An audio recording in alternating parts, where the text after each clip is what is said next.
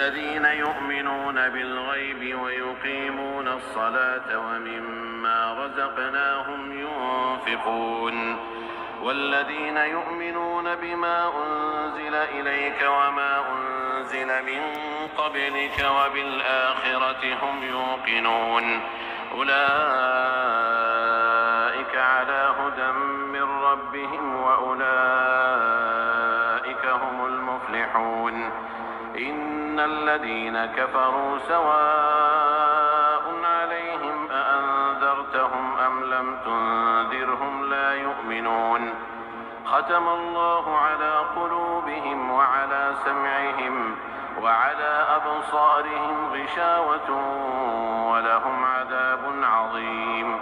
ومن الناس من يقول آمنا بالله وباليوم الآخر وما هم بمؤمنين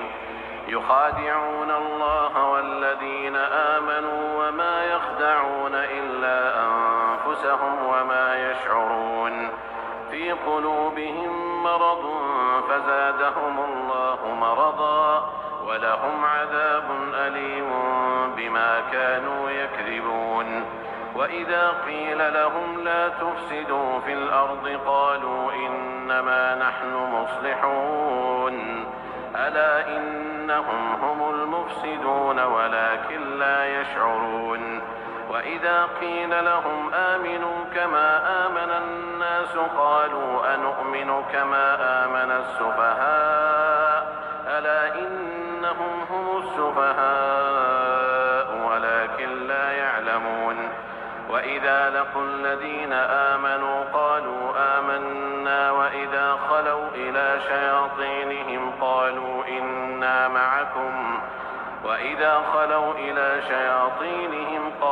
إنا معكم إنما نحن مستهزئون الله يستهزئ بهم ويمدهم في طغيانهم يعمهون أولئك الذين اشتروا الضلالة بالهدى فما ربحت تجارتهم وما كانوا مهتدين مثلهم كمثل الذي استوقد نارا فلما أضاءت ما حوله ذهب الله بنورهم وتركهم في ظلمات لا يبصرون صم بكم عمي فهم لا يرجعون أو كصيب من السماء فيه ظلمات ورعد وبرق يجعلون أصابعهم في آذانهم من الصواعق حذر الموت والله محيط بالكافرين يكاد البرق يخطف أبصارهم كلما أضاء لهم مشوا فيه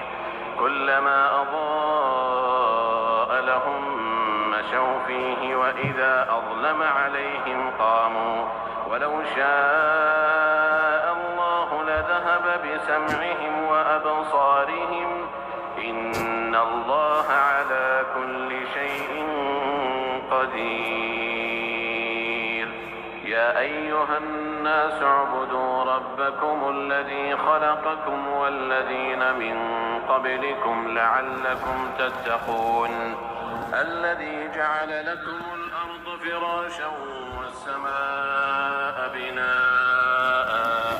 وأنزل من السماء ماء فأخرج به من الثمرات رزقا لكم فلا تجعلوا لله أندادا وأنتم تعلمون وإن كنتم في ريب مما نزلنا على عبدنا فأتوا بسورة من مثله وادعوا شهداءكم من دون الله إن كنتم صادقين فإن لم تفعلوا ولن تفعلوا فاتقوا النار التي وقودها الناس والحجارة أعدت للكافرين وبشر الذين آمنوا وعملوا الصالحات أن لهم جنات تجري من تحتها الأنهار كلما رزقوا منها من ثمرة رزقا قالوا هذا الذي رزقنا من قبل وأتوا به متشابها ولهم فيها أزواج مطهرة وهم فيها خالدون إن الله لا يستحيي أن يضرب مثلا ما بعوضة فما فوقها فأما الذين آمنوا فيعلمون أنه الحق من ربهم وأما الذين كفروا فيقولون ماذا أراد الله بهذا مثلا يضل به كثيرا ويهدي به كثيرا وما يضل به إلا الفاسقين الذين ينقضون عهد الله من بعد ميثاقه ويقطعون ما أمر الله به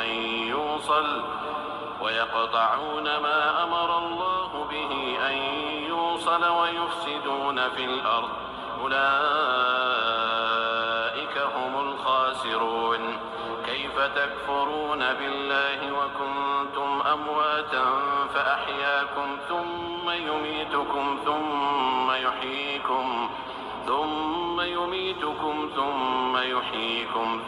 إليه ترجعون هو الذي خلق لكم ما في الأرض جميعا ثم استوى إلى السماء فسواهن 7 سماوات وهو بكل شيء عليم وإذ قال ربك للملائكة إني جاعل في الأرض خليفة قالوا أتجعل فيها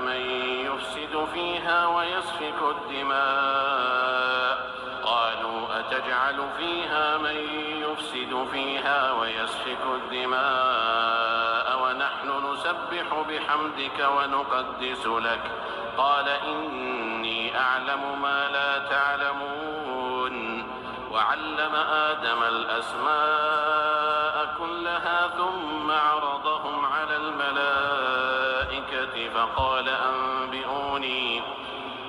أنبئوني بأسماء هؤلاء إن كنتم صادقين قالوا سبحانك لا علم لنا إلا ما علمتنا إنك أنت العليم الحكيم قال يا آدم أنبئهم بأسمائهم فلما أنبأهم بأسمائهم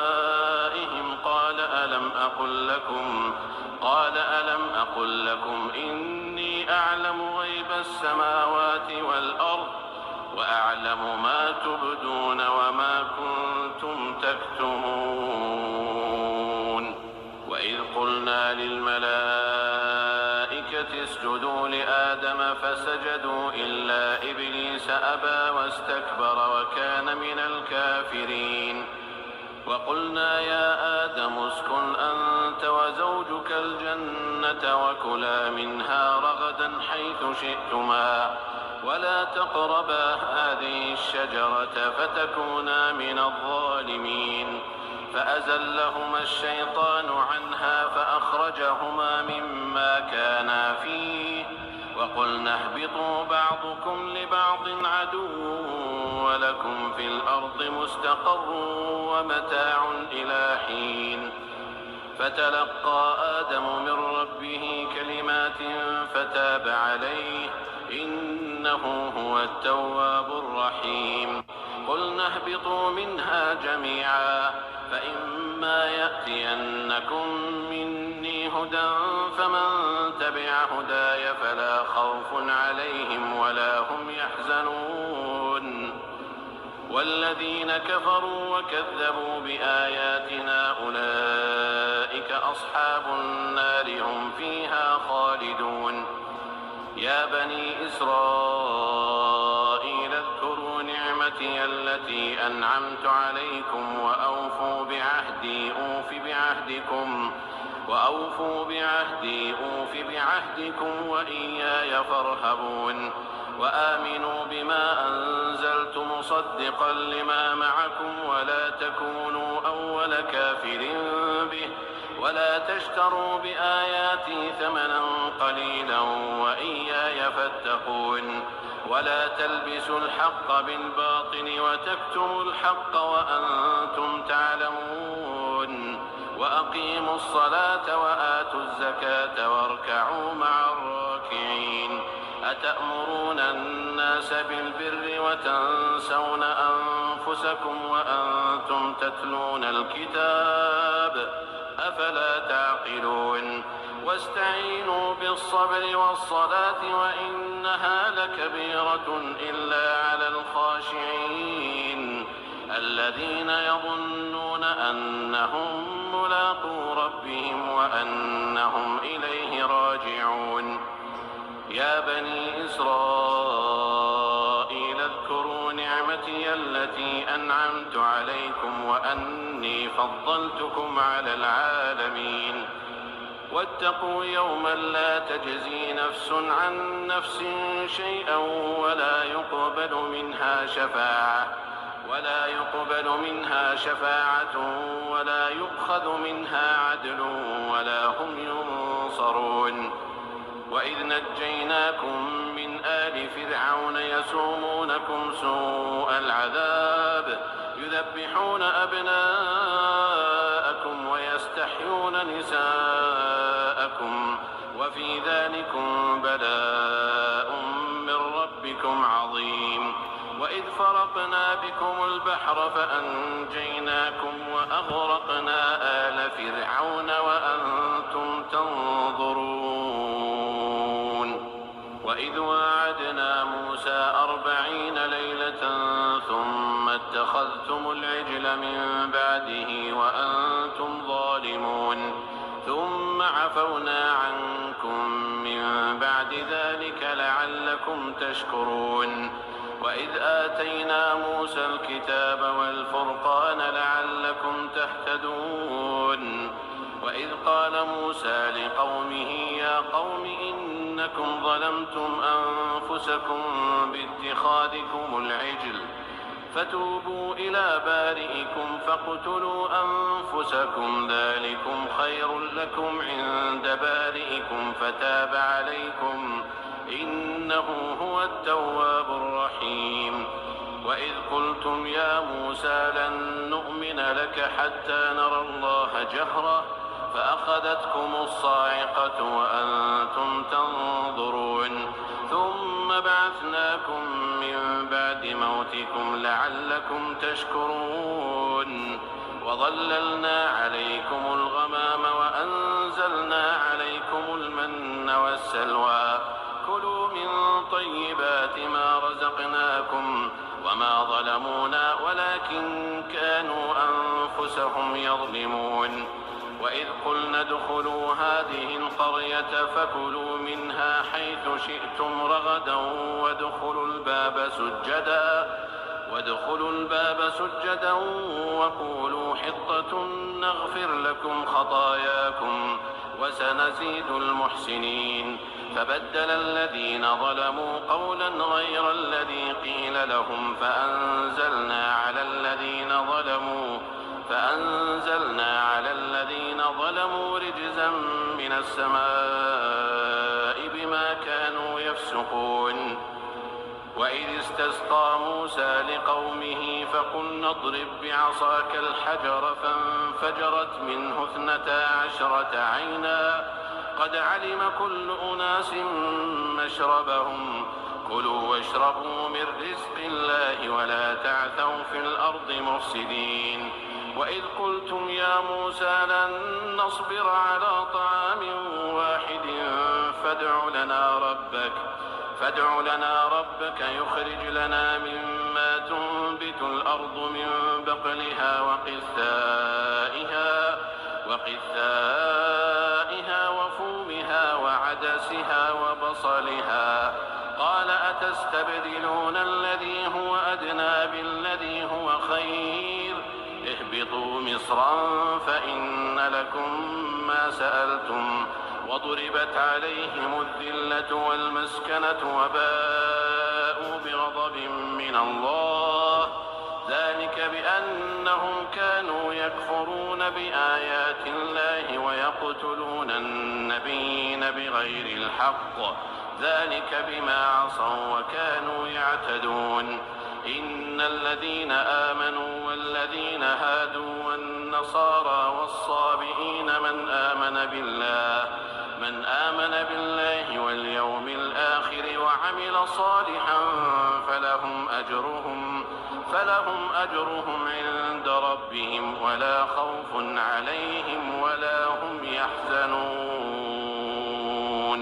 وإذ أخذنا ميثاقكم ورفعنا فوقكم الطور خذوا ما آتيناكم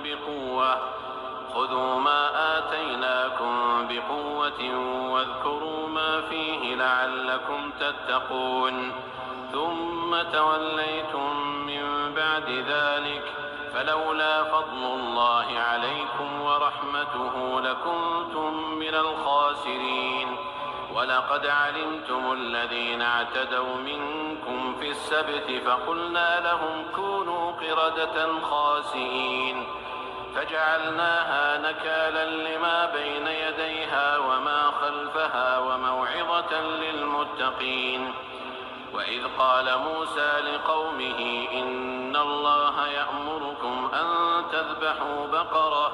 قالوا أتتخذنا هزوا قال أعوذ بالله أن أكون من الجاهلين قالوا ادع لنا ربك يبين لنا ما هي قال إنه يقول إنها بقرة لا فارض ولا بكر عوان بين ذلك فافعلوا ما تؤمرون قالوا ادع لنا ربك يبين لنا ما لونها قال إنه يقول إنها بقرة صفراء فاقع لونها تسر الناظرين قالوا ادع لنا ربك يبين لنا ما هي إن البقرة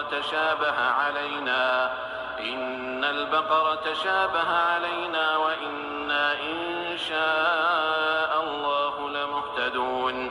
قال إنه يقول إنها بقرة لا ذلول تثير الأرض ولا تسقي الحرث مسلمة لا شية فيها قالوا الآن جئت بالحق فذبحوها وما كادوا يفعلون وإذ قتلتم نفسا فادارأتم فيها والله مخرج ما كنتم تكتمون فقلنا اضربوه ببعضها كذلك يحيي الله الموتى ويريكم آياته لعلكم تعقلون ثم قست قلوبكم من بعد ذلك فهي كالحجارة أو أشد قسوة وإن من الحجارة لما يتفجر منه الأنهار وإن منها لما يشقق فيخرج منه الماء وإن منها لما يهبط من خشية الله وما الله بغافل عما تعملون أفتطمعون أن يؤمنوا لكم وقد كان فريق منهم يسمعون كلام الله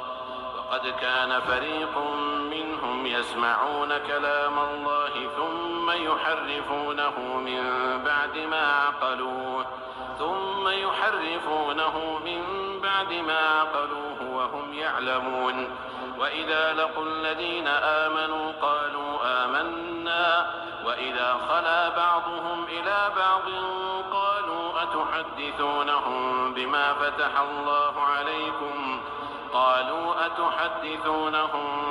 فتح الله عليكم ليحاجوكم به عند ربكم أفلا تعقلون أولا يعلمون أن الله يعلم ما يسرون وما يعلنون ومنهم أميون لا يعلمون الكتاب إلا أماني وإن هم إلا يظنون فويل للذين يكتبون الكتاب بأيديهم ثم يقولون هذا من عند الله ليشتروا به ثمنا قليلا فويل لهم مما كتبت أيديهم وويل لهم مما يكسبون. وقالوا لن تمسنا النار إلا أياما معدودة قل أتخذتم عند الله عهدا فلن يخلف الله عهده أم تقولون على الله ما لا تعلمون بلى من كسب سيئة وأحاطت به خطيئته فأولئك أصحاب النار هم فيها خالدون. والذين آمنوا وعملوا الصالحات أولئك أصحاب الجنة هم فيها خالدون. وإذ أخذنا ميثاق بني إسرائيل لا تعبدون إلا الله وبالوالدين إحسانا وذي القربى واليتامى والمساكين وقولوا للناس حسنا وأقيموا الصلاة وآتوا الزكاة ثم توليتم إلا قليلا منكم وأنتم معرضون. وإذ أخذنا ميثاقكم لا تسفكون دماءكم ولا تخرجون أنفسكم من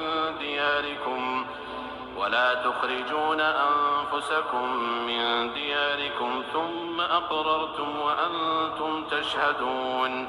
ثم أنتم هؤلاء تقتلون أنفسكم وتخرجون فريقا منكم من ديارهم تظاهرون عليهم بالإثم والعدوان وإن يأتوكم أسارى تفادوهم وهو محرم عليكم إخراجهم أفتؤمنون ببعض الكتاب وتكفرون ببعض فما جزاء من يفعل ذلك منكم إلا خزي في الحياة الدنيا ويوم القيامة يردون إلى أشد العذاب وما الله بغافل عما تعملون. أولئك الذين اشتروا الحياة الدنيا بالآخرة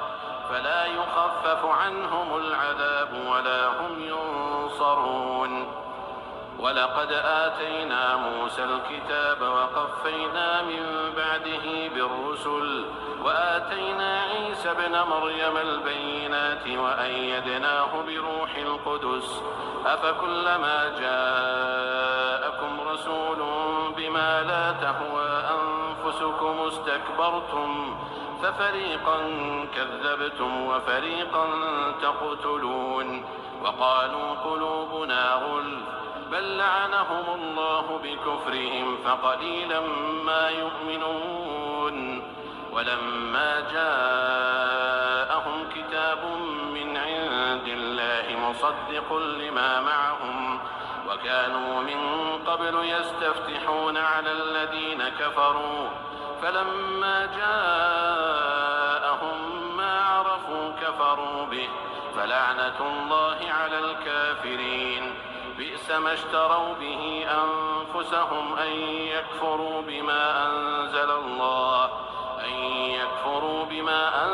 الله بغيا أن ينزل الله من فضله على من يشاء من عباده فباءوا بغضب على غضب وللكافرين عذاب مهين. وإذا قيل لهم آمنوا بما أنزل الله قالوا نؤمن بما أنزل علينا ويكفرون بما وراءه وهو الحق مصدقا لما معهم قل فلم تقتلون أنبياء الله من قبل إن كنتم مؤمنين. ولقد جاءكم موسى بالبينات ثم اتخذتم العجل من بعده وأنتم ظالمون. وإذ أخذنا ميثاقكم ورفعنا فوقكم الطور خذوا ما آتيناكم بقوة واسمعوا قالوا سمعنا وعصينا وأشربوا في قلوبهم العجل بكفرهم قل بئس ما يأمركم به إيمانكم إن كنتم مؤمنين قل إن كانت لكم الدار الآخرة عند الله خالصة من دون الناس فتمنوا الموت إن كنتم صادقين ولن يتمنوه أبدا بما قدمت أيديهم والله عليم بالظالمين ولتجدنهم أحرص الناس على حياة ومن الذين أشركوا يود أحدهم لو يعمر 1000 سنة وما هو بمزحزحه من العذاب أن يعمر والله بصير بما يعملون قل من كان عدوا لجبريل فإنه نزله على قلبك بإذن الله مصدقا لما بين يديه وهدى وبشرى للمؤمنين من كان عدوا لله وملائكته ورسله وجبريل وميكال فإن الله عدو للكافرين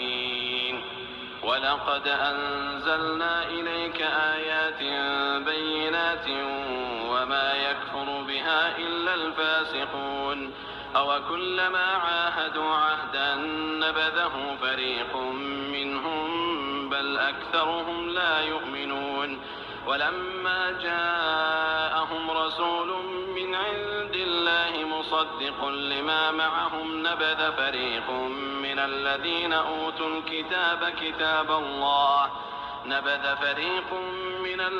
أوتوا الكتاب كتاب الله وراء ظهورهم كأنهم لا يعلمون واتبعوا ما تتلو الشياطين على ملك سليمان وما كفر سليمان ولكن الشياطين كفروا يعلمون الناس السحر وما أنزل على الملكين ببابل هاروت وماروت وما يعلمان من أحد حتى يقولا إنما نحن فتنة فلا تكفر فيتعلمون منهما ما يفرقون به بين المرء وزوجه وما هم بضارين به من أحد إلا بإذن الله ويتعلمون ما يضرهم ولا ينفعهم ولقد علموا لمن اشتراه ما له في الآخرة من خلاق ولبئس ما شروا به أنفسهم لو كانوا يعلمون ولو أنهم آمنوا واتقوا لمثوبة من عند الله خير لو كانوا يعلمون يا أيها الذين آمنوا لا تقولوا راعنا وقولوا انظرنا واسمعوا وللكافرين عذاب أليم ما يود الذين كفروا من أهل الكتاب ولا المشركين أن ينزل عليكم من خير من ربكم والله يختص برحمته من يشاء والله ذو الفضل العظيم ما ننسخ من آية أو ننسها نأت بخير منها أو مثلها ألم تعلم أن الله على كل شيء قدير ألم تعلم أن الله له ملك السماوات والأرض وما لكم من دون الله من ولي ولا نصير أم تريدون أن تسألوا رسولكم كما سئل موسى من قبل ومن يتبدل الكفر بالإيمان فقد ضل سواء السبيل ود كثير من أهل الكتاب لو يردونكم من بعد إيمانكم كفارا حسدا من عند أنفسهم من بعد ما تبين لهم الحق فاعفوا واصفحوا حتى يأتي الله بأمره إن الله على كل شيء قدير وأقيموا الصلاة وآتوا الزكاة وما تقدموا لأنفسكم من خير تجدوه عند الله إن الله بما تعملون بصير وقالوا لن يدخل الجنة إلا من كان هودا أو نصارى تلك أمانيهم قل هاتوا برهانكم إن كنتم صادقين بلى من أسلم وجهه لله وهو محسن فله أجره عند ربه ولا خوف عليهم ولا هم يحزنون وقالت اليهود ليست النصارى على شيء وقالت النصارى ليست اليهود على شيء وهم يتلون الكتاب كذلك قال الذين لا يعلمون مثل قولهم فالله يحكم بينهم يوم القيامة فيما كانوا فيه يختلفون ومن أظلم ممن منع مساجد الله أن يذكر فيها اسمه وسعى في خرابها أولئك ما كان لهم أن يدخلوها إلا خائفين لهم في الدنيا خزي ولهم في الآخرة عذاب عظيم ولله المشرق والمغرب فأينما تولوا فثم وجه الله إن الله واسع عليم وقالوا اتخذ الله ولدا سبحانه بل له ما في السماوات والأرض كل له قانتون بديع السماوات والأرض وإذا قضى أمرا فإنما يقول له كن فيكون وقال الذين لا يعلمون لولا يكلمنا الله أو تأتينا آية كذلك قال الذين من قبلهم مثل قولهم تشابهت قلوبهم قد بينا الآيات لقوم يوقنون إنا أرسلناك بالحق بشيرا ونذيرا ولا تسأل عن أصحاب الجحيم ولن ترضى عنك اليهود ولا النصارى حتى تتبع ملتهم قل إن هدى الله هو الهدى ولئن اتبعت أهواءهم بعد الذي جاءك من العلم ما لك من الله من ولي ولا نصير الذين آتيناهم الكتاب يتلونه حق تلاوته أولئك يؤمنون به ومن يكفر به فأولئك هم الخاسرون يا بني إسرائيل اذكروا نعمتي التي أنعمت عليكم وأني فضلتكم على العالمين واتقوا يوما لا تجزي نفس عن نفس شيئا ولا يقبل منها عدل ولا تنفعها شفاعة ولا هم ينصرون وإذ ابتلى إبراهيم ربه بكلمات فأتمهن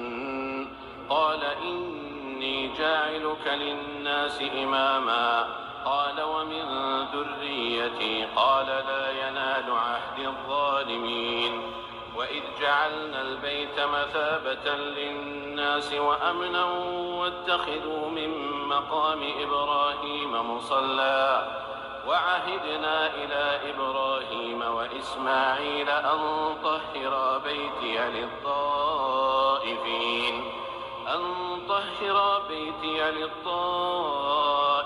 والعاكفين والركع السجود وإذ قال إبراهيم رب اجعل هذا بلدا آمنا وارزق أهله من الثمرات من آمن منهم بالله واليوم الآخر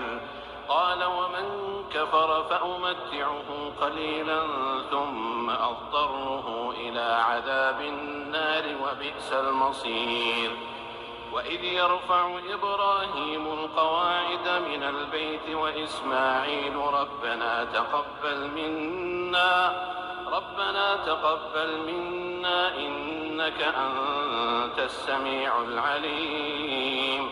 ربنا واجعلنا مسلمين لك ومن ذريتنا أمة مسلمة لك وأرنا مناسكنا وتب علينا إنك أنت التواب الرحيم ربنا وابعث فيهم رسولا منهم يتلو عليهم آياتك ويعلمهم الكتاب والحكمة ويزكيهم إنك أنت العزيز الحكيم ومن يرغب عن ملة إبراهيم إلا من سفه نفسه ولقد اصطفيناه في الدنيا وإنه في الآخرة لمن الصالحين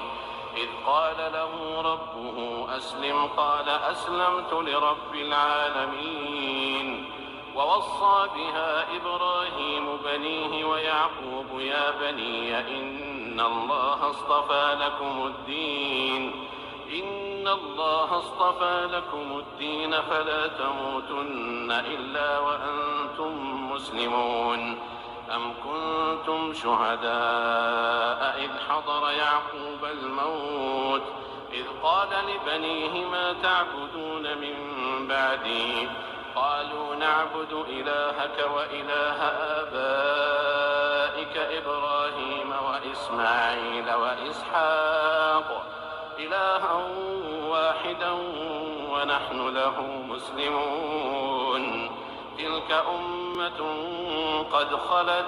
لها ما كسبت ولكم ما كسبتم ولا تسألون عما كانوا يعملون وقالوا كونوا هودا أو نصارى تهتدوا قل بل ملة إبراهيم حنيفا وما كان من المشركين قولوا آمنا بالله وما أنزل إلينا وما أنزل إلى إبراهيم وإسماعيل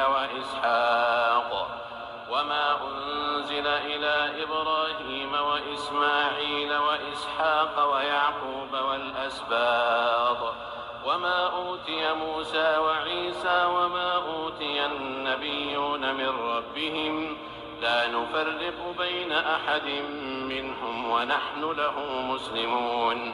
فإن آمنوا بمثل ما آمنتم به فقد اهتدوا وإن تولوا فإنما هم في شقاق فسيكفيكهم الله وهو السميع العليم صبغة الله ومن أحسن من الله صبغة ونحن له عابدون قل أتحاجوننا في الله وهو ربنا وربكم ولنا أعمالنا ولكم أعمالكم ونحن له مخلصون أم تقولون إن إبراهيم وإسماعيل وإسحاق ويعقوب والأسباط كانوا هودا أو نصارى قل أأنتم أعلم أم الله ومن أظلم ممن كتم شهادة عنده من الله وما الله بغافل عما تعملون تلك أمة قد خلت لها ما كسبت ولكم ما كسبتم ولا تسألون عما كانوا يعملون سيقول السفهاء من الناس ما ولاهم عن قبلتهم التي كانوا عليها قل لله المشرق والمغرب يهدي من يشاء إلى صراط مستقيم وكذلك جعلناكم أمة وسطا لتكونوا شهداء على الناس ويكون الرسول عليكم شهيدا وما جعلنا القبلة التي كنت عليها إلا لنعلم من يتبع الرسول ممن ينقلب على عقبيه وإن كانت لكبيرة إلا على الذين هدى الله وما كان الله ليضيع إيمانكم إن الله بالناس لرءوف رحيم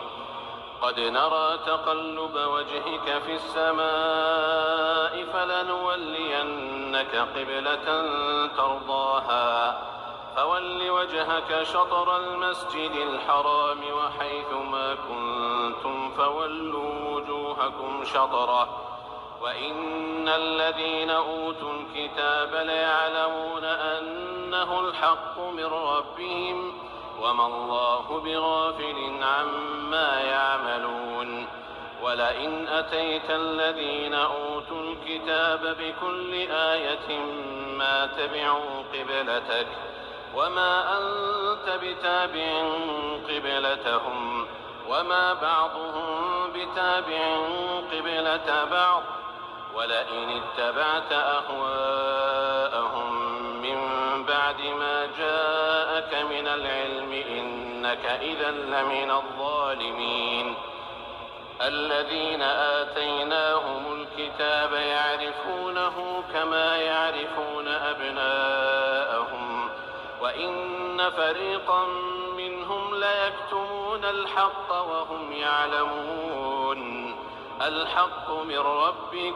فلا تكونن من الممترين ولكل وجهة هو موليها فاستبقوا الخيرات أينما تكونوا يأت بكم الله جميعا إن الله على كل شيء قدير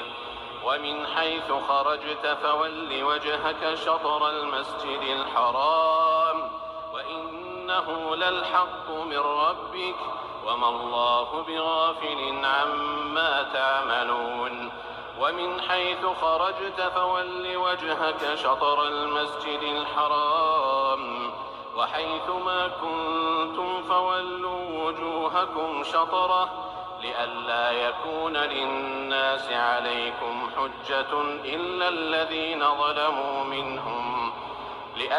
يكون للناس عليكم حجة إلا الذين ظلموا منهم فلا تخشوهم واخشوني ولأتم نعمتي عليكم ولعلكم تهتدون كما أرسلنا فيكم رسولا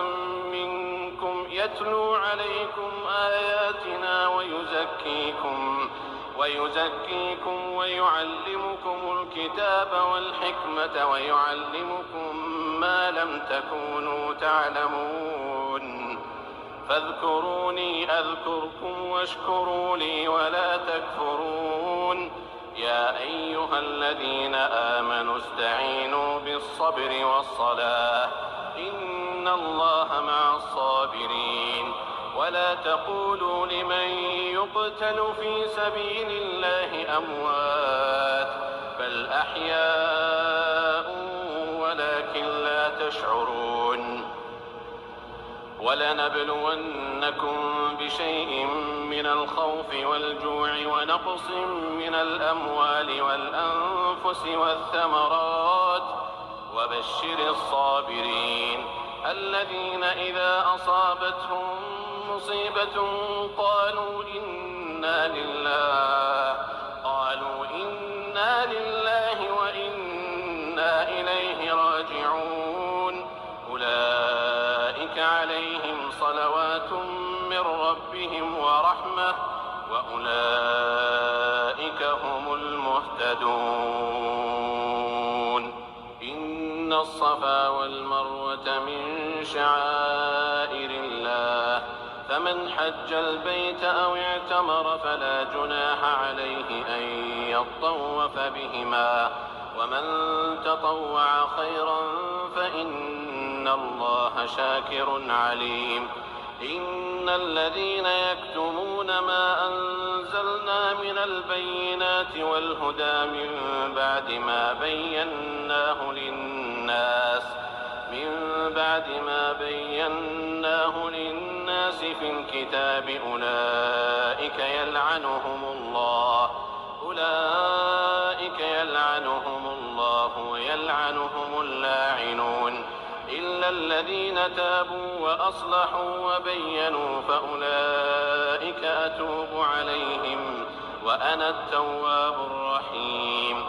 إن الذين كفروا وماتوا وهم كفار أولئك عليهم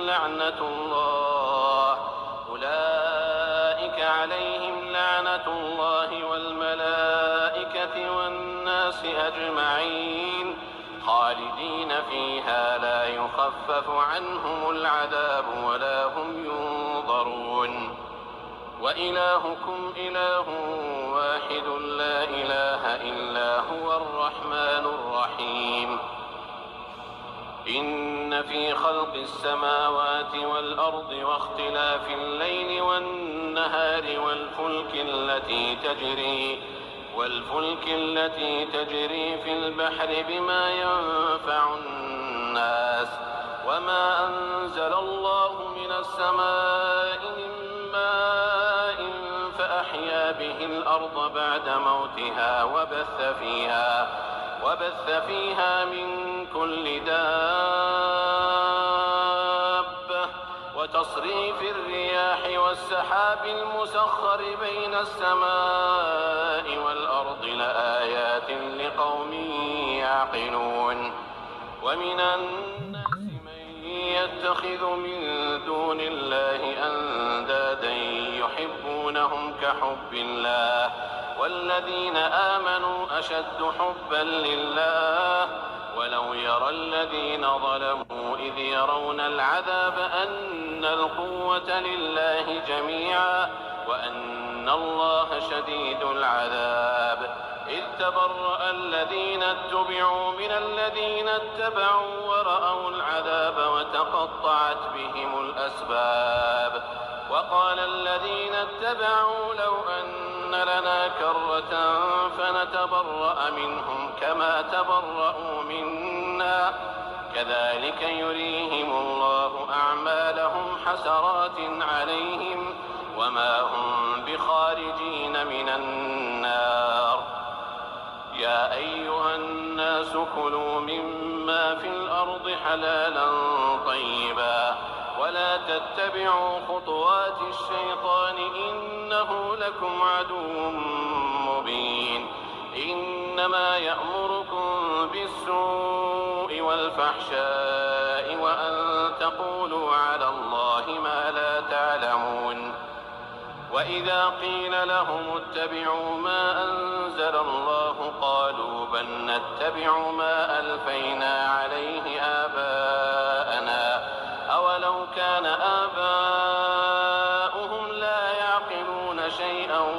ولا يهتدون. ومثل الذين كفروا كمثل الذي ينعق بما لا يسمع إلا دعاء ونداء صم بكم عمي فهم لا يعقلون. يا أيها الذين آمنوا كلوا من طيبات ما رزقناكم واشكروا لله إن كنتم إياه تعبدون. إنما حرم عليكم الميتة والدم ولحم الخنزير وما أهل به لغير الله فمن اضطر غير باغ ولا عاد فلا إثم عليه إن الله غفور رحيم. إن الذين يكتمون ما أنزل الله من الكتاب ويشترون به ثمنا قليلا أولئك ما يأكلون في بطونهم إلا النار ولا يكلمهم الله يوم القيامة ولا يزكيهم ولهم عذاب أليم. أولئك الذين اشتروا الضلالة بالهدى والعذاب بالمغفرة فما أصبرهم على النار ذلك بأن الله نزل الكتاب بالحق وإن الذين اختلفوا في الكتاب لفي شقاق بعيد. ليس البر أن تولوا وجوهكم قبل المشرق والمغرب ولكن البر من آمن بالله واليوم الآخر والملائكة والكتاب والنبيين وآتى المال على حبه ذوي القربى واليتامى والمساكين وابن السبيل والسائلين وفي الرقاب وأقام الصلاة وآتى الزكاة والموفون بعهدهم إذا عاهدوا والصابرين في البأساء والضراء وحين البأس أولئك الذين صدقوا وأولئك هم المتقون. يا أيها الذين آمنوا كتب عليكم القصاص في القتلى الحر بالحر والعبد بالعبد والأنثى بالأنثى فمن عفي له من أخيه شيء فاتباع بالمعروف وأداء إليه بإحسان ذلك تخفيف من ربكم ورحمة فمن اعتدى بعد ذلك فله عذاب أليم. ولكم في القصاص حياة يا أولي الألباب لعلكم تتقون. كتب عليكم إذا حضر أحدكم الموت إن ترك خيرا الوصية للوالدين والأقربين بالمعروف حقا على المتقين. فمن بدله بعدما سمعه فإنما إثمه على الذين يبدلونه إن الله سميع عليم. فمن خاف من موص جنفا أو إثما فأصلح بينهم فلا إثم عليه إن الله غفور رحيم. يا أيها الذين آمنوا كتب عليكم الصيام كما كتب على الذين من قبلكم لعلكم تتقون أياما معدودات فمن كان منكم مريضا أو على سفر فعدة من أيام أخر وعلى الذين يطيقونه فدية طعام مسكين فمن تطوع خيرا فهو خير له وأن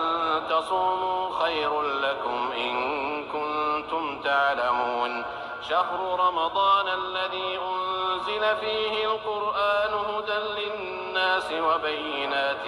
من الهدى والفرقان فمن شهد منكم الشهر فليصم ومن كان مريضا أو على سفر فعدة من أيام أخر يريد الله بكم اليسر ولا يريد بكم العسر ولتكملوا العدة ولتكبروا الله على ما هداكم ولعلكم تشكرون. وإذا سألك عبادي عني فإني قريب أجيب دعوة الداع إذا دعان فليستجيبوا لي وليؤمنوا بي لعلهم يرشدون. أحل لكم ليلة الصيام الرفث إلى نسائكم هن لباس لكم وأنتم لباس لهن علم الله أنكم كنتم تختانون أنفسكم فتاب عليكم وعفى عنكم فالآن باشروهن وابتغوا ما كتب الله لكم وكلوا واشربوا حتى يتبين لكم الخيط الأبيض من الخيط الأسود من الفجر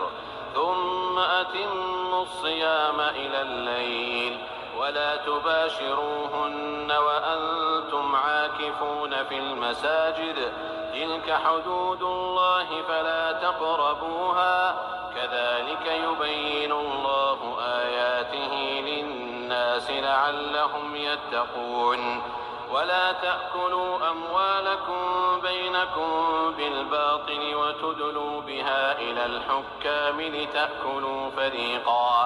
لتأكلوا فريقا من أموال الناس بالإثم وأنتم تعلمون يسألونك عن الأهلة قل هي مواقيت للناس والحج وليس البر بأن تأتوا البيوت من ظهورها ولكن البر من اتقى وأتوا البيوت من أبوابها واتقوا الله لعلكم تفلحون وقاتلوا في سبيل الله الذين يقاتلونكم ولا تعتدوا إن الله لا يحب المعتدين واقتلوهم حيث ثقفتموهم وأخرجوهم من حيث أخرجوكم والفتنة أشد من القتل ولا تقاتلوهم عند المسجد الحرام حتى يقاتلوكم فيه فإن قاتلوكم فاقتلوهم كذلك جزاء الكافرين فإن انتهوا فإن الله غفور رحيم وقاتلوهم حتى لا تكون فتنة ويكون الدين لله فإن انتهوا فلا عدوان إلا على الظالمين الشهر الحرام بالشهر الحرام والحرمات قصاص فمن اعتدى عليكم فاعتدوا عليه بمثل ما اعتدى عليكم واتقوا الله واعلموا أن الله مع المتقين وأنفقوا في سبيل الله ولا تلقوا بأيديكم إلى التهلكة وأحسنوا إن الله يحب المحسنين وأتموا الحج والعمرة لله فإن أحصرتم فما استيسر من الهدي ولا تحلقوا رؤوسكم حتى يبلغ الهدي محله فمن كان منكم مريضا أو به أذى من رأسه ففدية من صيام أو صدقة أو نسك فإذا أمنتم فمن تمتع بالعمرة إلى الحج فما استيسر من الهدي فمن لم يجد فصيام 3 أيام في الحج وسبعة إذا رجعتم تلك 10 كاملة ذلك لمن لم يكن أهله حاضر المسجد الحرام واتقوا الله واعلموا أن الله شديد العقاب الحج أشهر معلومات فمن فرض فيهن الحج فلا رفث ولا فسوق ولا جدال في الحج وما تفعلوا من خير يعلمه الله وتزودوا فإن خير الزاد التقوى واتقون يا أولي الألباب ليس عليكم جناح أن تبتغوا فضلا من ربكم فإذا أفضتم من عرفات فاذكروا الله عند المشعر الحرام واذكروه كما هداكم وإن كنتم من قبله لمن الضالين ثم أفيضوا من حيث أفاض الناس واستغفروا الله إن الله غفور رحيم فإذا قضيتم مناسككم فاذكروا الله كذكركم آباءكم أو أشد ذكرا فمن الناس من يقول ربنا آتنا في الدنيا وما له في الآخرة من خلاق ومنهم من يقول ربنا آتنا في الدنيا حسنة وفي الآخرة حسنة وقنا عذاب النار. أولئك لهم نصيب مما كسبوا والله سريع الحساب. واذكروا الله في أيام معدودات، فمن تعجل في يومين فلا إثم عليه، ومن تأخر فلا إثم عليه لمن اتقى. واتقوا الله واعلموا أنكم إليه تحشرون. ومن الناس من يعجبك قوله في الحياة الدنيا ويشهد الله على ما في قلبه وهو ألد الخصام. وإذا تولى سعى في الأرض ليفسد فيها ويهلك الحرث والنسل والله لا يحب الفساد. وإذا قيل له اتق الله أخذته العزة بالإثم فحسبه جهنم ولبئس المهاد. ومن الناس من يشري نفسه ابتغاء مرضات الله والله رؤوف بالعباد. يا أيها الذين آمنوا ادخلوا في السلم كافة ولا تتبعوا خطوات الشيطان إنه لكم عدو مبين. فإن زللتم من بعد ما جاءتكم البينات فاعلموا أن الله عزيز حكيم. هل ينظرون إلا أن يأتيهم الله في ظلل من الغمام والملائكة وقضي الأمر وإلى الله ترجع الأمور. سل بني إسرائيل كم آتيناهم من آية بينة ومن يبدل نعمة الله من بعد ما جاءته فإن الله شديد العقاب. زين للذين كفروا الحياة الدنيا ويسخرون من الذين آمنوا والذين اتقوا فوقهم يوم القيامة والله يرزق من يشاء بغير حساب. كان الناس أمة واحدة فبعث الله النبيين مبشرين ومنذرين وأنزل معهم الكتاب بالحق ليحكم بين الناس فيما اختلفوا فيه وما اختلف فيه إلا الذين أوتوه من بعد ما جاءتهم البينات بغيا بينهم فهدى الله الذين آمنوا لما اختلفوا فيه من الحق بإذنه والله يهدي من يشاء إلى صراط مستقيم. أم حسبتم أن تدخلوا الجنة ولما يأتكم مثل الذين خلوا من قبلكم مستهم البأساء والضراء وزلزلوا حتى يقول الرسول والذين آمنوا معه متى نصر الله ألا إن نصر الله قريب. يسألونك ماذا ينفقون قل ما أنفقتم من خير فللوالدين والأقربين واليتامى والمساكين وابن السبيل وما تفعلوا من خير فإن الله به عليم. كتب عليكم القتال وهو كره لكم وعسى أن تكرهوا شيئا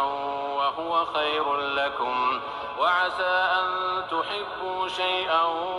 وهو شر لكم والله يعلم وأنتم لا تعلمون. يسألونك عن الشهر الحرام قتال فيه قل قتال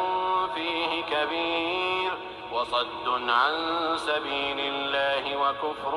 به والمسجد الحرام وإخراج أهله منه أكبر عند الله والفتنة أكبر من القتل ولا يزالون يقاتلونكم حتى يردوكم عن دينكم إن استطاعوا ومن يرتد منكم عن دينه فيمت وهو كافر فأولئك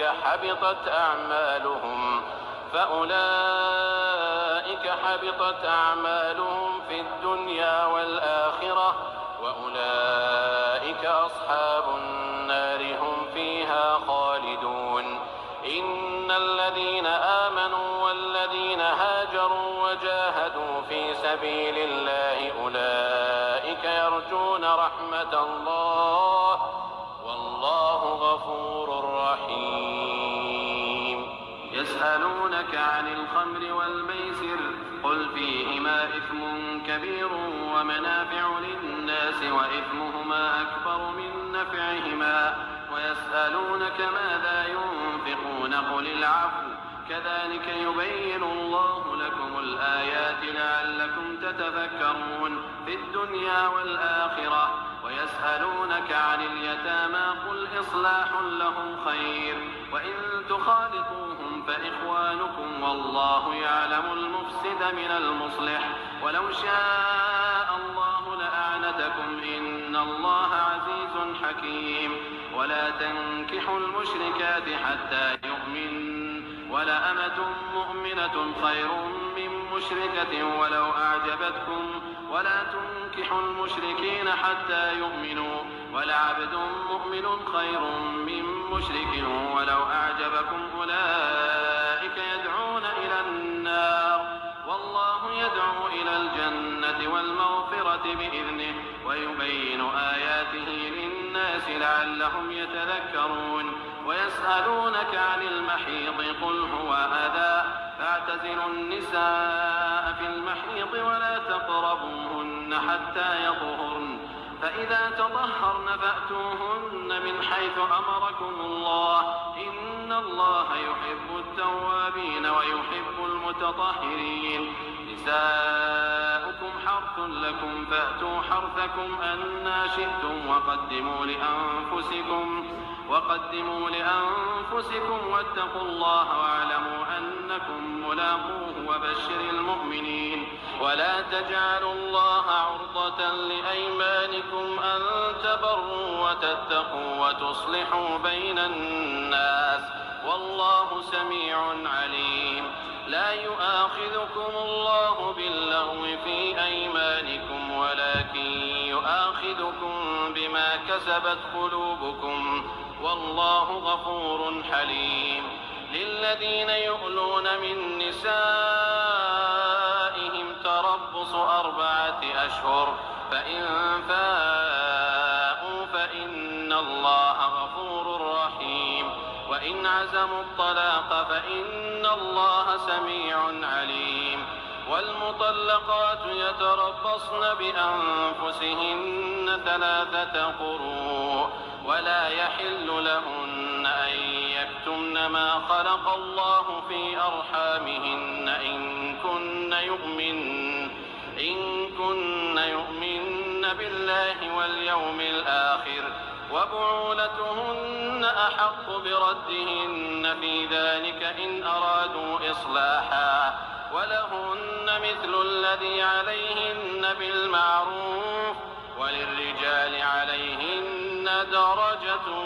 والله عزيز حكيم. الطلاق 2 فإمساك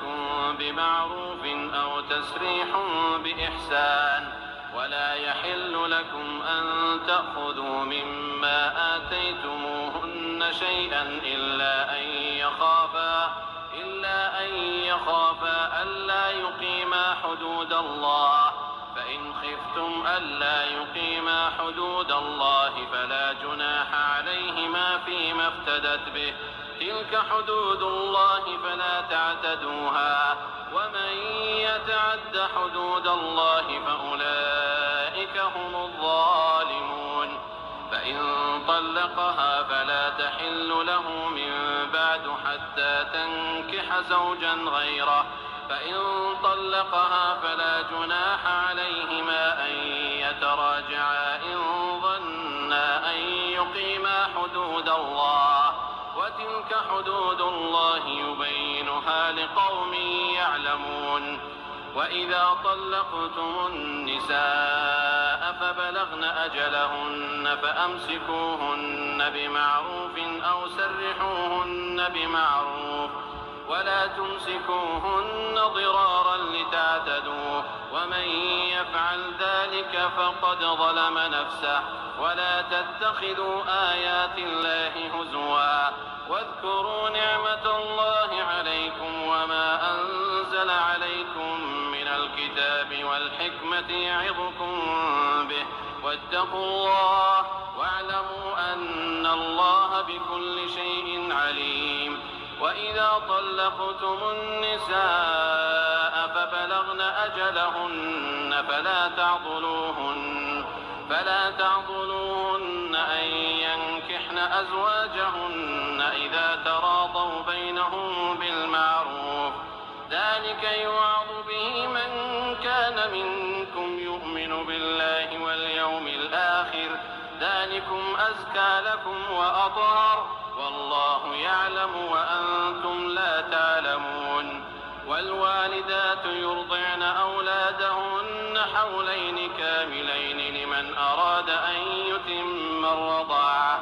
وعلى المولود له رزقهن وكسوتهن بالمعروف، لا تكلف نفس إلا وسعها، لا تضار والدة بولدها ولا مولود له بولده، وعلى الوارث مثل ذلك، فإن أرادا فصالا عن تراض منهما وتشاور فلا جناح عليهما. وإن أردتم أن تسترضعوا أولادكم فلا جناح عليكم إذا سلمتم ما آتيتم بالمعروف، واتقوا الله واعلموا أن الله بما تعملون بصير. والذين يتوفون منكم ويذرون أزواجا يتربصن بأنفسهن 4 أشهر و10، فإذا بلغن أجلهن فلا جناح عليكم فيما فعلن في أنفسهن بالمعروف، والله بما تعملون خبير. ولا جناح عليكم فيما عرضتم به من خطبة النساء أو أكننتم في أنفسكم، علم الله أنكم ستذكرونهن ولكن لا تواعدوهن سرا إلا أن تقولوا قولا معروفا، ولا تعزموا عقدة النكاح حتى يبلغ الكتاب أجله، واعلموا أن الله يعلم ما في أنفسكم فاحذروه، واعلموا أن الله غفور حليم. لا جناح عليكم إن طلقتم النساء ما لم تمسوهن أو تفرضوا لهن فريضة، ومتعوهن على الموسع قدره وعلى المقتر قدره متاعا بالمعروف حقا على المحسنين. وإن طلقتموهن من قبل أن تمسوهن وقد فرضتم لهن فريضة فنصف ما فرضتم إلا أن يعفون أو يعفو الذي بيده عقدة النكاح، وأن تعفوا أقرب للتقوى، ولا تنسوا الفضل بينكم، إن الله بما تعملون بصير. حافظوا على الصلوات والصلاة الوسطى وقوموا لله قانتين. فإن خفتم فرجالا أو ركبانا، فإذا أمنتم فاذكروا الله كما علمكم ما لم تكونوا تعلمون. والذين يتوفون منكم ويذرون أزواجا وصية لأزواجهم متاعا إلى الحول غير إخراج، فإن خرجن فلا جناح عليكم فيما فعلن في أنفسهن من معروف والله عزيز حكيم. وللمطلقات متاع بالمعروف حقا على المتقين كذلك يبين الله لكم آياته لعلكم تعقلون. ألم تر إلى الذين خرجوا من ديارهم وهم ألوف حذر الموت فقال لهم الله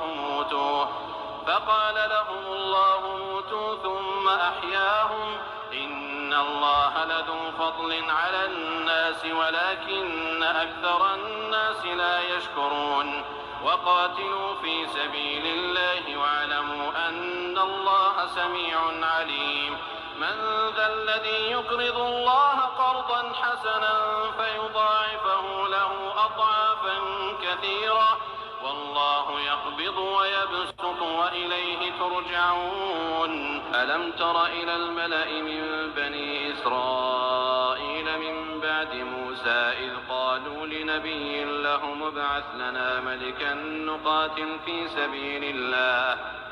قال هل عسيتم إن كتب عليكم القتال ألا تقاتلوا قالوا وما لنا ألا نقاتل في سبيل الله وقد أخرجنا من ديارنا وأبنائنا فلما كتب عليهم القتال تولوا إلا قليلا منهم والله عليم بالظالمين. وقال لهم نبيهم إن الله قد بعث لكم طالوت ملكا قالوا أنى يكون له الملك علينا ونحن أحق بالملك منه ولم يؤت سعة من المال قال إن الله اصطفاه عليكم وزاده بسطة في العلم والجسم والله يؤتي ملكه من يشاء والله واسع عليم. وقال لهم نبيهم إن آية ملكه أن يأتيكم التابوت فيه سكينة من ربكم وبقية مما ترك آل موسى وآل هارون تحمله الملائكة إن في ذلك لآية لكم إن كنتم مؤمنين. فلما فصل طالوت بالجنود قال إن الله مبتليكم بنهر فمن شرب منه فليس مني ومن لم يطعمه فإنه مني إلا من اغترف غرفة بيده فشربوا منه إلا قليلا منهم فلما جاوزه هو والذين آمنوا معه قالوا لا طاقة لنا اليوم بجالوت وجنوده قال الذين يظنون أنهم ملاقو الله كم من فئة قليلة غلبت فئة كثيرة بإذن الله والله مع الصابرين. ولما برزوا لجالوت وجنوده قالوا ربنا أفرغ علينا صبرا وثبت أقدامنا وانصرنا على القوم الكافرين فهزموهم بإذن الله وقتل داود جالوت وآتاه الله الملك والحكمة وعلمه مما يشاء ولولا دفع الله الناس بعضهم ببعض لفسدت الأرض ولكن الله ذو فضل على العالمين. تلك آيات الله نتلوها عليك بالحق وإنك لمن المرسلين. تلك الرسل فضلنا بعضهم على بعض منهم من كلم الله ورفع بعضهم درجات وآتينا عيسى ابن مريم البينات وأيدناه بروح القدس ولو شاء الله ما اقتتل الذين من بعدهم من بعد ما جاءتهم البينات ولكن اختلفوا فمنهم من آمن ومنهم من كفر ولو شاء الله ما اقتتلوا ولكن الله يفعل ما يريد. يا يا أيها الذين آمنوا أنفقوا مما رزقناكم من قبل أن يأتي يوم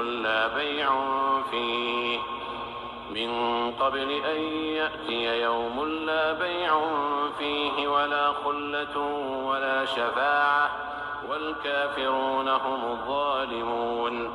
الله لا إله إلا هو الحي القيوم لا تأخذه سنة ولا نوم له ما في السماوات وما في الأرض من ذا الذي يشفع عنده إلا بإذنه يعلم ما بين أيديهم وما خلفهم ولا يحيطون بشيء من علمه إلا بما شاء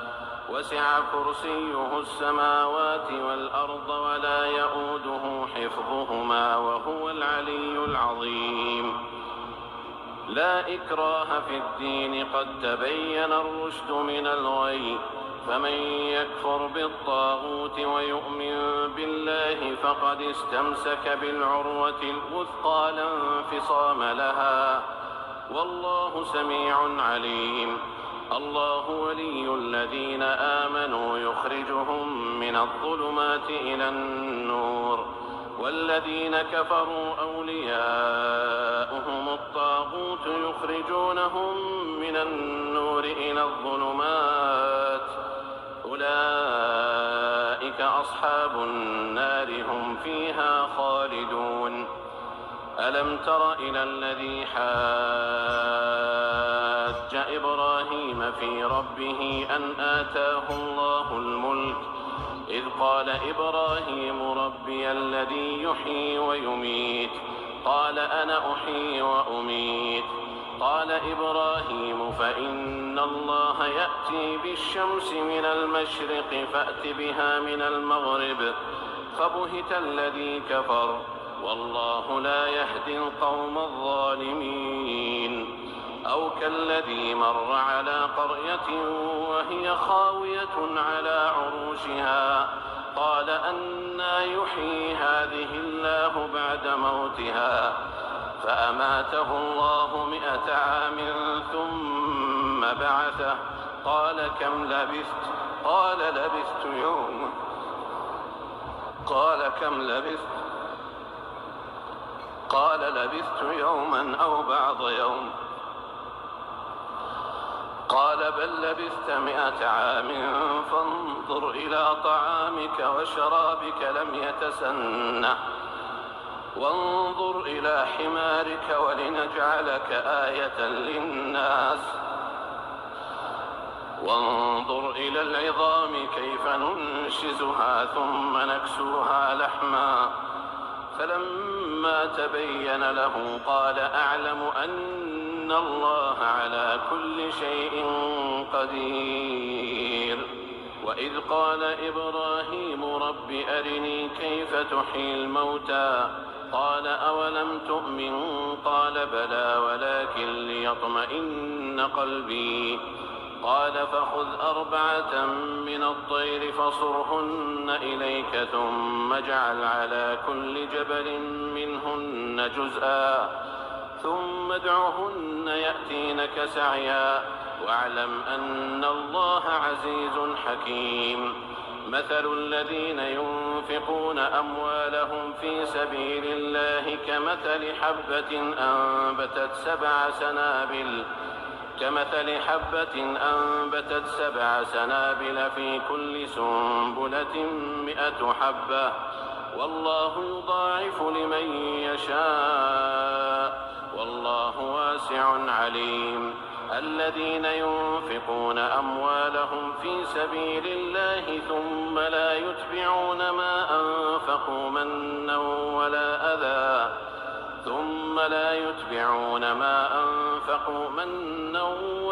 أذى لهم أجرهم عند ربهم ولا خوف عليهم ولا هم يحزنون. قول معروف ومغفرة خير من صدقة يتبعها أذى والله غني حليم. يا أيها الذين آمنوا لا تبطلوا صدقاتكم بالمن والأذى كالذي ينفق ماله رئاء الناس ولا يؤمن بالله واليوم الآخر فمثله كمثل صفوان عليه تراب فأصابه وابل فتركه صلدا لا يقدرون على شيء مما كسبوا والله لا يهدي القوم الكافرين ومثل الذين ينفقون أموالهم ابتغاء مرضات الله وتثبيتا من أنفسهم كمثل جنة بربوة أصابها وابل فآتت أكلها ضعفين فإن لم يصبها وابل فطل والله بما تعملون بصير أيود أحدكم أن تكون له جنة من نخيل وأعناب تجري من تحتها الأنهار له فيها من كل الثمرات وأصابه الكبر وله ذرية ضعفاء فأصابها إعصار فيه نار فاحترقت كذلك يبين الله لكم الآيات لعلكم تتفكرون يا أيها الذين آمنوا أنفقوا من طيبات ما كسبتم ومما أخرجنا لكم من الأرض ولا تيمموا الخبيث منه تنفقون ولستم بآخذيه إلا أن تغمضوا فيه واعلموا أن الله غني حميد الشيطان يعدكم الفقر ويأمركم بالفحشاء والله يعدكم مغفرة منه وفضلا والله واسع عليم يؤتي الحكمة من يشاء ومن يؤت الحكمة فقد أوتي خيرا كثيرا وما يذكر إلا أولو الألباب وما أنفقتم من نفقة أو نذرتم من نذر فإن الله يعلمه وما للظالمين من أنصار إن تبدوا الصدقات فنعما هي وإن تخفوها وتؤتوها الفقراء فهو خير لكم ويكفر عنكم من سيئاتكم والله بما تعملون خبير ليس عليك هداهم ولكن الله يهدي من يشاء وما تنفقوا من خير فلأنفسكم وما تنفقون إلا ابتغاء وجه الله وما تنفقوا من خير يوفى إليكم وأنتم لا تظلمون للفقراء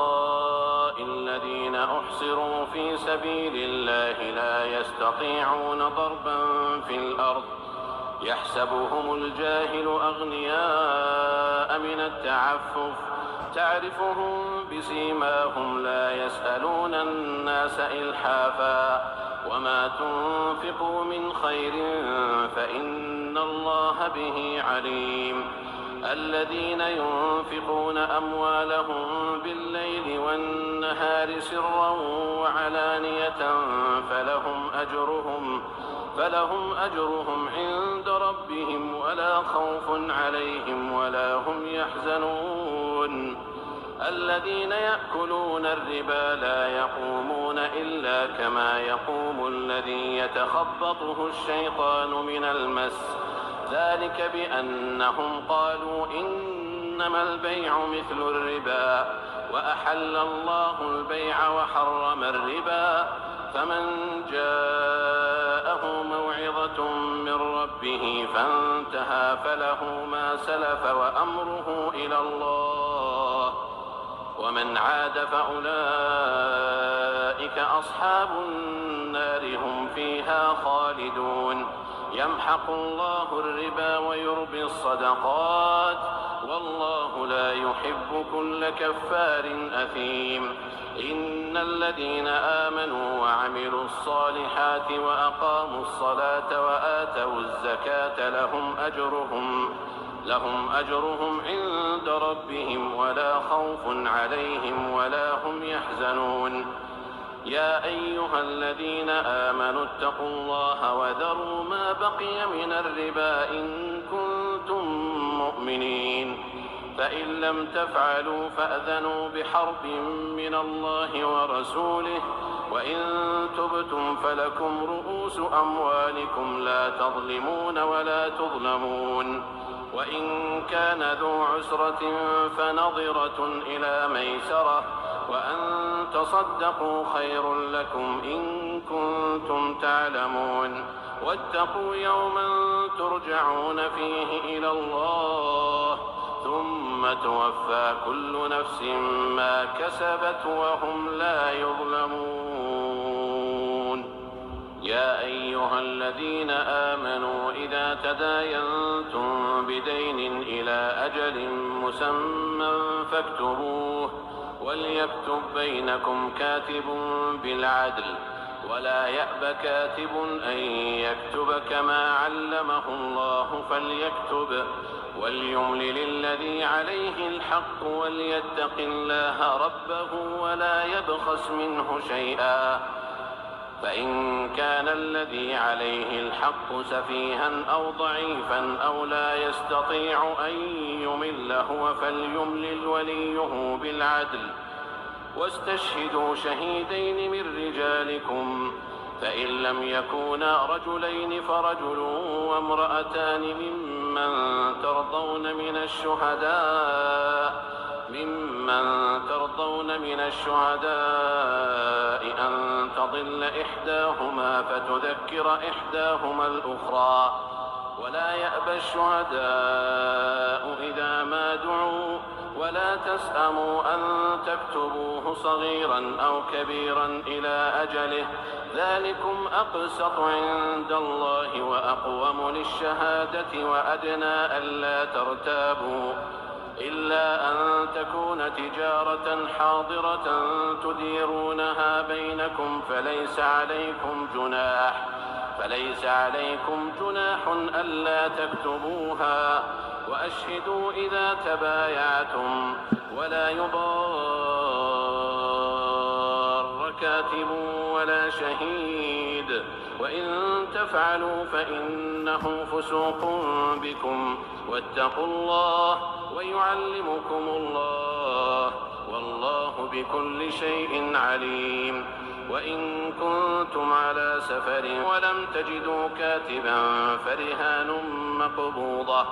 فإن أمن بعضكم بعضا فليؤدي الذي اؤتمن أمانته وليتق الله ربه ولا تكتموا الشهادة، ومن يكتمها فإنه آثم قلبه، والله بما تعملون عليم. لله ما في السماوات وما في الأرض، وإن تبدوا ما في أنفسكم أو تخفوه يحاسبكم به الله، فيغفر لمن يشاء ويعذب من يشاء، والله على كل شيء قدير. آمن الرسول بما أنزل إليه من ربه والمؤمنون كل آمن بالله وملائكته وكتبه ورسله لا نفرق بين أحد من رسله، وقالوا سمعنا وأطعنا غفرانك ربنا وإليك المصير. لا يكلف الله نفسا إلا وسعها، لها ما كسبت وعليها ما اكتسبت. ربنا لا تؤاخذنا إن نسينا أو أخطأنا، ربنا ولا تحمل علينا إصرا كما حملته على الذين من قبلنا، ربنا ولا تحملنا ما لا طاقة لنا به، واعف عنا واغفر لنا وارحمنا، أنت مولانا فانصرنا على القوم الكافرين.